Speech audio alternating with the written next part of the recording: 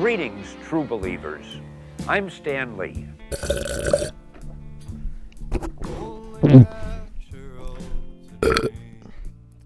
Today I was just going to show you my sketchbook and give you a quick tour of what I've been drawing in it so far. I've been drawing ever since I was like a wee lad. Before I was interested in making films and doing videos and stuff. The first thing I ever wanted to be was a comic book artist. It's heavily inspired by the book How to Draw the Marvel Way. Not even the book, but the old videotape that Stan Lee and John Buscema made. I used to rent that all the time from the library. Obviously, no one tape can substitute for an entire art course. But this is my most current sketchbook. I've recently glued a bunch of shit on the front and back covers because I saw my friend do it and I thought that was pretty cool. I know I could have gotten like a Mod Podge or something proper to do it, but I don't have money to pay for Mod Podge. Starting out the sketchbook, got little sketches of some figures and whatnot, and you're going to see that is like the only thing I draw. This was me kind of practicing inking, which I was always nervous about because I like how my pencils turn out, and I always dread that I'm going to fuck them up when I add the line work. Yeah, in case you haven't noticed, I like to draw pretty women. I do have an excuse for this, but it really doesn't defend me that well. Men are, and you'll see with my Batman here, like, yes, you can get like a lot of cool shapes within the muscles and whatnot, but he's very blocky. Men are very blocky. I find drawing the feminine figure is way more fun. Trying to balance all the shapes, and when you make it look good, you can really tell. But it's also something that if you do wrong, you will know immediately, and that's pretty nice. It's pretty cool. But the real reason is this: I like to draw cartoon women. So I like to add a little bit of words to some of my pinups here. And here you can see like Catwoman and Talia. They're like, ugh. Kind of like bitching about each other in their little thought bubbles here because, like, you know, they're both going after the same man. Another one of, this is not how Superman would act. I was just having fun here again. I don't know if you guys remember Hero Machine, but I loved the Hero Machine website as a kid. It was basically just paper dolls with like superheroes. Highly suggest using Spider-Man to practice anatomy, because he's a character that you can't just pose like a normal stoic superhero. He's got to look like a spider a little bit. Like, shout out to Todd McFarlane for, like, he's famous for just having his leg fucking up here and his other leg over here and his hands over here, and it's just crazy. So I drew these little fucked up freaks, and then I drew this fat triangle, fat pyramid guy, and then I drew Cup of Joe. So this is just with Sharpie, but then I found these watercolors, and that's when I was practicing on this one. And I was like, oh wow, that looks kind of cool. I was like, oh, color. So now you can see me practicing with watercolors, trying to figure them out. Not sure if I've figured them out yet, but there's some cool places I've gotten with them. I'm really proud of these last couple. Me putting the color and the inks and just kind of like using all of the tools that I've learned, whether I've known that I learned them or not. So now I'm going to show you quickly how I draw. Most anyone can draw a stick figure. Alright. These are usually the tools I use. I'll start with a circle.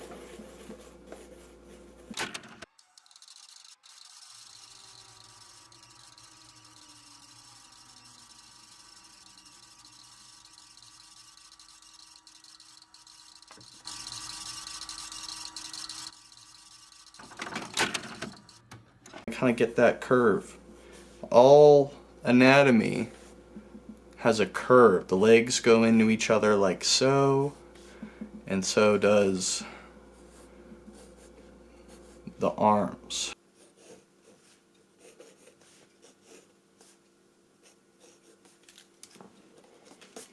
He hated me because of things that I didn't do. This usually happens when I draw. I've been waking up feeling late, feeling behind, feeling like and caring about a lot of stuff that does not affect me or my life immediately. Or done anything, and I've been dreading. I've been waking up. I started thinking about shit that I can't control anymore. Feeling like I'm out of time. There's a shitty subpar Superman for you, but then you can see the process, and then I'll go over. I can start anything all over this shit. Start doing all these inks and shit, and I'm kind of going crazy. Between panels is called the gutter.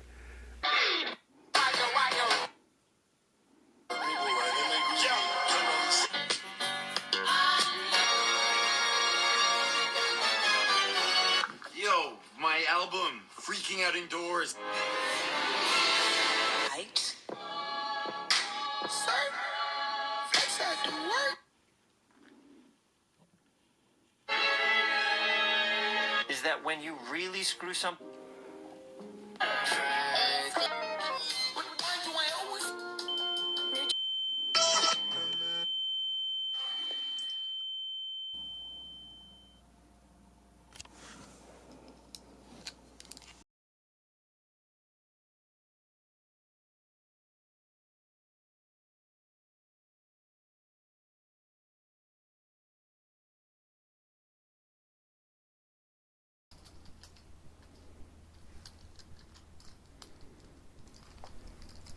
I don't really want to draw right now. Which represents what a character is thinking is, logically enough, a thought balloon.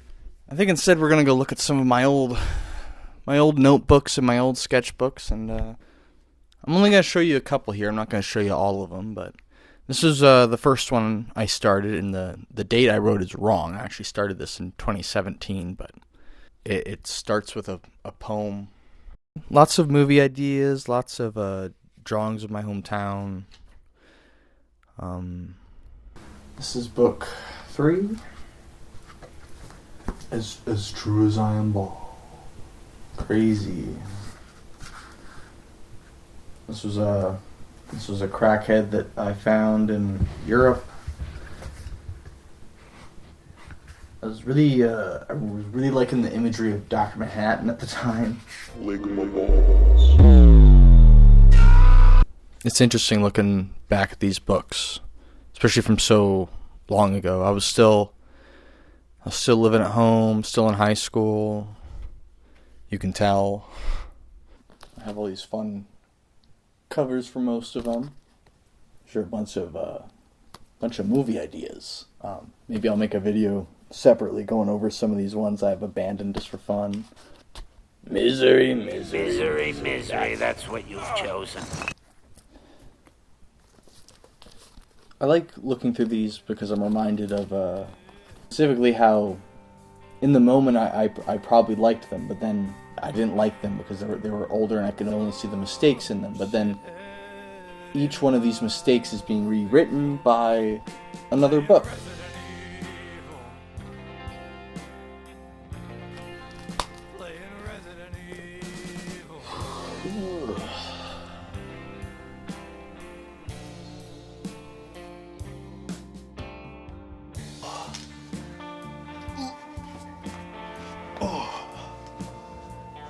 Oh man, I gotta get low.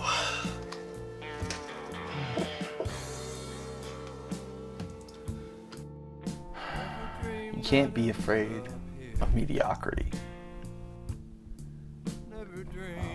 Mediocrity is, believe it or not, is better than what most people are doing out there. If you're mediocre, it means that you're at least strived to do better. So I guess if you're going to take anything from this video, I hope it's keep a sketchbook around, keep your notebooks, don't throw out your bad or mediocre work. Keep it as a testament to how you've grown and who you're going to become, but also to never forget who you were and some of those fears that you may have had when you first started. Take some pride knowing that you created back then, and you're creating now, and hopefully you've gotten better. So,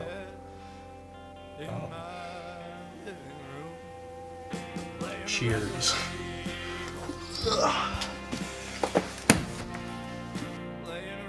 Oh, one last word before we turn you loose to unleash your talent upon a breathlessly waiting world.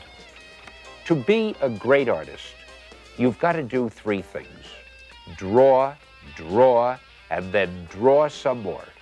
No one can make you a great comic book artist. You have to do it on your own. You have to want it enough to be willing to work at it night and day. It isn't easy, but if you've got the stuff, you won't let anything stop you. But even if we've simply helped illuminate an art form that we all enjoy, it was still worthwhile. So hang in there, hero, and take care of yourself. Remember, the best lies just ahead.